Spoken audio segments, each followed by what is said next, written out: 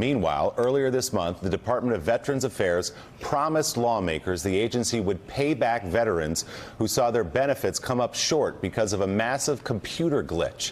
But yesterday, after weeks of leaving veterans in the dark, the VA announced it will not reimburse those veterans who were paid less than they were owed. That's because the department says it cannot make retroactive payments without impacting future claims.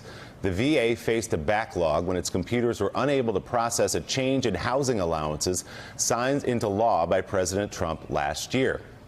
As a result, some veterans were forced into desperate financial situations by receiving underfunded benefits, which again, the VA says will not be addressed. Mike, this is a VA promise under the GI Bill to pay for housing, to pay for school. These payments did not go through, and now because they can't figure out a computer system, these men and women will not be repaid for the shortfall. It's pathetic. It's embarrassing that the VA can't process payments to people who've earned it by their service to the country. This can't stand. Well, I mean, the level of fraudulence and hypocrisy surrounding the Veterans Administration has been ongoing now for months and if not years.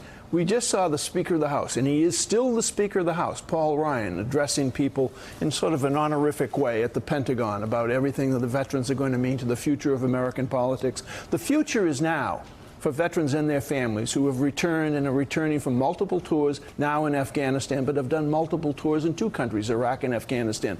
The fact that the Congress cannot get together and get this done in a single hour of a single day is outrageous. Elise, this country has fallen short in many ways in breaking that compact that we make with men and women when we ask them to go put their lives on the line and leave their families, and we will take care of you when you get home. We're breaking that pact every day. But this is so outrageous because it's so simple. It's a computer program that wouldn't work, so now they're not going to get their money.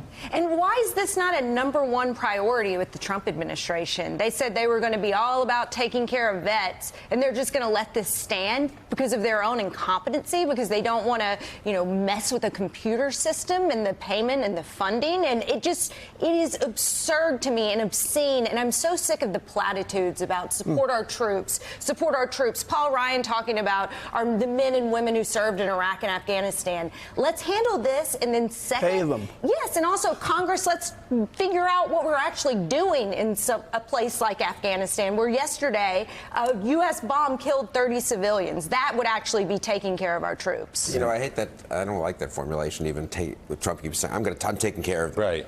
They don't want to be taken care of. They want to have the rights and the benefits that they're entitled to under law. They want to be treated in a responsible and humane way. Some need a lot of help. Some need just the GI Bill or regular medical care. But as you say, can't we make the computer? This isn't, this isn't like some huge social service project where we're all going to. This is making the government work competently and adequately for benefits that they've earned and deserve. Well, do you remember when the Obamacare website launched and Republicans were up in arms because it wasn't working, and everyone was making so much fun of it, myself included? Oh, why couldn't they just make sure that the website worked? Well, hello, Republicans, stand up now and make the VA system work. Well, look, I mean, Bill just alluded to, it's a contract that we make. I mean, and he is part of the 1%. He and his family, his son served.